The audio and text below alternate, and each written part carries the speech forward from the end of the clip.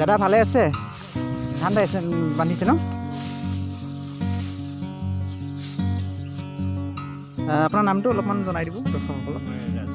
হয় হয়, গ্ৰাম্য জীৱনত যিহেতু আমাৰ খেতিপথাৰ অবিচ্ছেদ্য অংগ।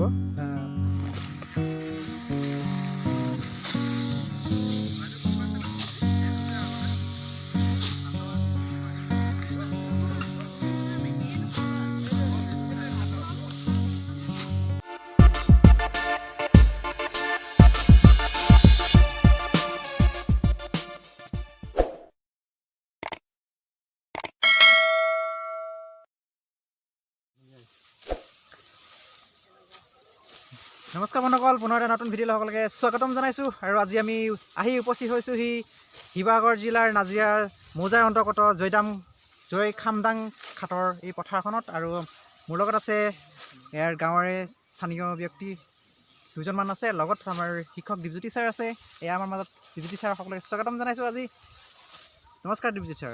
আমি আহি আঘোণৰ এনেকুৱা এটা দিনত আমি আজি আহি উপস্থিত হ'লোহি বুৰঞ্জী প্ৰকৃত জয়খামদাং ঘাট, যি জয়খামদাং ঘাটৰ অসম বুৰঞ্জীৰ এটা এৰাব নোৱাৰা গুৰুত্ব আৰু ভূমিকা আছে। স্বৰ্গদেউ প্ৰতাপ সিংহৰ ৰাজত্ব কালত এই পথাৰতেই খেতি কৰি ৰজাঘৰৰ যিখিনি ভাতৰ যোগান ধৰা হৈছিল এই পথাৰৰ পৰাই যোগান ধৰা হৈছিল। আমি আজি আঘোণৰ এনেকুৱা এটা দিনত আহি ইয়াত উপস্থিত হৈছোঁহি যে সকলোফালে আমি দেখিছোঁ যে সকলো মানুহেই আঘোণৰ সোণগুটি চপোৱাত ব্যস্ত। আমি আজি তাতে বতৰটো অলপ মেঘাচ্ছন্ন, সেয়ে চাগে মানুহসকলে ওপৰলৈ মূৰ তুলি চোৱা নাই, তেওঁলোকে মাত্ৰ কেৱল কাঁচি আৰু ধানৰ লগতেই ব্যস্ত আছে। আমি এনে এক পাকখনত ইয়াৰ দুজনমান স্থানীয় ব্যক্তিৰ পৰা তেখেতলোকৰ অনুভৱ আমি জানিবলৈ ইচ্ছা কৰিম। নমস্কাৰ। হয়, আপোনাৰ চেনেলৰ যোগেদি মোৰ নাম দিলীপ কুমাৰ গগৈ। চেনেলৰ যোগেদি সকলোটিলৈকে মই শুভেচ্ছা জ্ঞাপন কৰিছোঁ। যিহেতু আঘোণৰ পথাৰ, তাতে গোমা বতৰ, মেঘাচ্ছন্ন বতৰ, ৰাইজ মানে খুবেই ব্যস্ত খেতিপথাৰত কেনেকৈ বছৰৰ ভাত মুঠি খুব সোনকালে ভালদৰে নিৰাপদে নি ঘৰত থ'বগৈ পাৰি, তাতে ব্যস্ত। আপুনি আপোনাৰ ইমান আঘোণৰ পথৰ ব্যস্ততাৰ মাজতে আমাক এইকণ সময় দিয়াৰ কাৰণে আমি মোৰ সতীৰ্থ কেমেৰা পাৰ্চনজনক কেনেকৈ দাৱনীসকলে পথাৰত দান্দাই আছে সেই পৰিৱেশটো দেখাবলৈ অনুৰোধ জনাম। বন্ধুসকল, এয়া জয়খামদাং পথাৰ আৰু দাৱনীসকলে তেওঁলোকৰ ধানসমূহ চপোৱাত ব্যস্ত হৈ আছে, দাই আছে। তেওঁলোকৰ পৰিৱেশটো আপোনালোকক দেখাই দিছোঁ।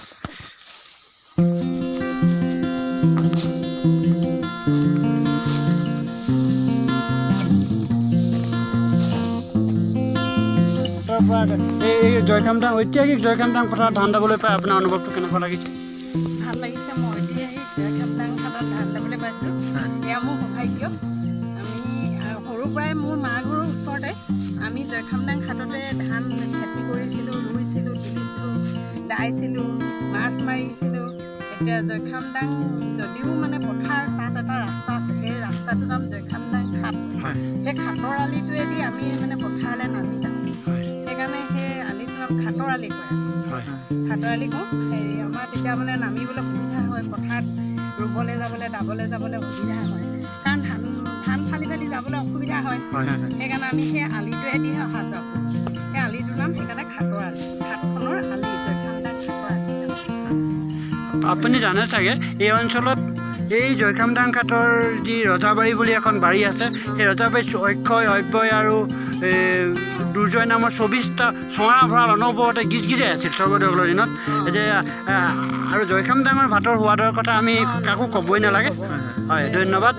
আপোনাৰ ইমান ব্যস্ততাৰ মাজত আপুনি আমাক এইকণ সময় দিলে, ধন্যবাদ জনালোঁ।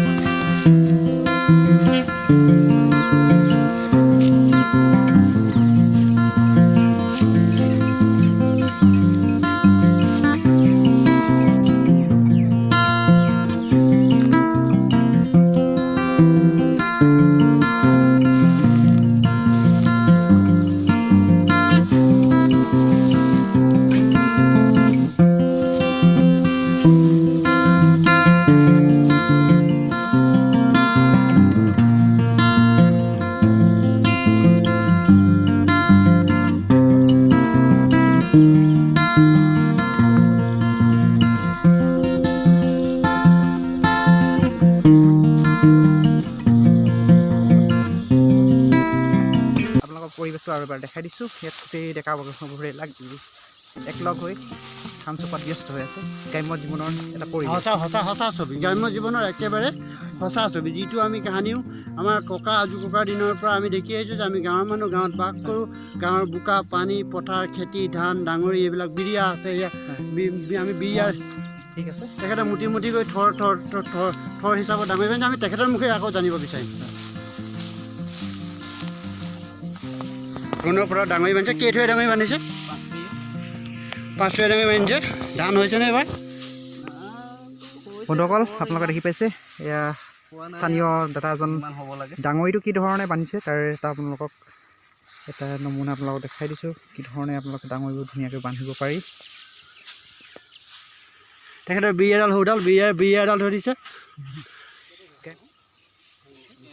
দিবলগীয়া হয়। হয় হয় হয়, ছটাকৈ হয় 6টাই 8 হয় হয়। এতিয়া আপুনি কেইথোৰ বান্ধিছে? ইয়াত এতিয়া 5 থো আছে। 5 থোৰ। 30টা মুঠি পৰে। হয়, এইটো 5 থৰীয়া বুলি কয়। অঁ হয়। বাকী গাঁৱৰ ৰাইজেও ইয়াত ধানৰ আৰু এজন ভাইটি আহি আছে, বিৰিয়াডাল লৈ আহিছে। এই আঘোণৰ পথাৰত আঘোণৰ আজি গোমা বতৰ ডাঙৰি কৰি কেনেকুৱা লাগিছে? ভাল লাগিছে আজি। ভাল লাগিছে। নখোৱা হ'ল নেকি? নাই। আপোনাৰ নামটো হোৱা নাই কৈ দিব। মনটো। হয় হয়, ধন্যবাদ। ধন্যবাদ জনাইছোঁ আপোনাক। 5 থৰীয়া। 5 থৰীয়া ন? 30টা মুঠি হয় হয়। আপুনি আজি জয়খামদাং পথাৰৰ ধান দাই কেনেকুৱা অনুভৱ হৈছে আপোনাৰ? অলপমান আমাক দৰ্শকসকলক জনাই দিয়ক। ধান মুঠি বান্ধি ঠিকেই লাগিছে, কিন্তু যিমান হ'ব লাগে হোৱা নাই। ধান হয় হয় হৈছে। এইবাৰ পানীৰ কাৰণে অলপ হেৰি হ'ল। বতৰ পানী অলপ দিগদাৰ অসুবিধা হ'ল। হয় হয়, টাইমমতে পানী পোৱা নহ'ল। হয়। তাতখিনি বহুতখিনি ধন্যবাদ জনাইছোঁ। আপুনি এই গ্ৰাম্য জীৱনত খেতিৰ লগত জড়িত হৈ আছে।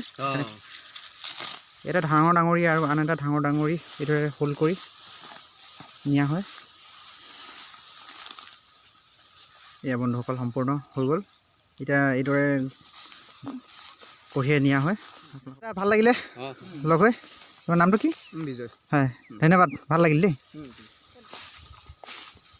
দাদা ভালে আছে? ধান বান্ধিছে ন? আপোনাৰ নামটো অলপমান জনাই দিব দৰ্শকসকলক।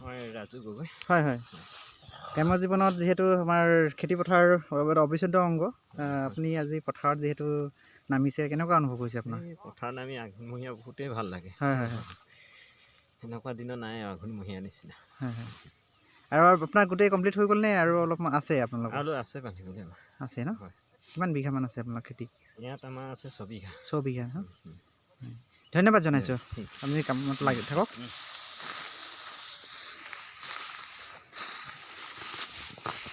বন্ধুসকল, আমি ইয়াতে আপোনালোকৰ ভিডিঅ'টো শেষ কৰিব লাগিব।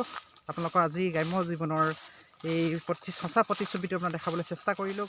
আমি শেষত আপোনালোকৰ আজি এই ঐতিহাসিক স্থানত আপোনালোকক লৈ আহিছিলোঁ।